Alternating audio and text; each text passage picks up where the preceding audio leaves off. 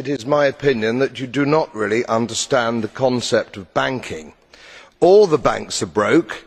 Bank Santander, Deutsche Bank, Royal Bank of Scotland, they are all broke. And why are they broke? It isn't an act of God. It isn't some sort of tsunami.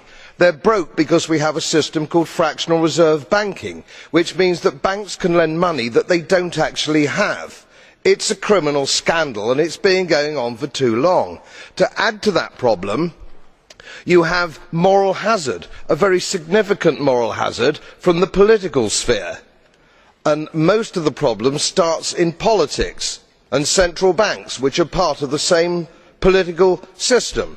We have counterfeiting, sometimes called quantitative easing, but counterfeiting by any other name. The artificial printing of money, which if any ordinary person did, they would go to prison for a very long time. And yet governments and central banks do it all the time. Central banks repress the amount of interest that rates are, so we do not have the real cost of money.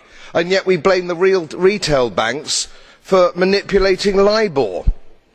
The sheer effrontery of this is quite astonishing. It is central banks that manipulate interest rates, Commissioner. And plus, underneath all this, we talk loosely, in a rather cavalier fashion, do we not, about deposit guarantees. So when banks go broke through their own incompetence and chicanery, the taxpayer picks up the tab. It is theft from the taxpayer. And until we start sending bankers, and I include central bankers and politicians, to prison for this outrage, it will continue.